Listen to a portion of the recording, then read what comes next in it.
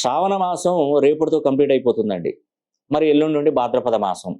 మనం ఎంతో నిష్ఠగా ఉపవాసాలుండి ఆ స్వామివారి అనుగ్రహం మన కుటుంబానికి మంచి జరగాలని ఉద్దేశంతో మనం శ్రావణ మాసంలో ఎన్నో పూజలు, వ్రతాలు, హోమాలు కూడా మనం చేస్తాం. కానీ రేపు అద్భుతమైనటువంటి రోజు. అది శ్రావణ శనివారం, రేపు అమావాస్య.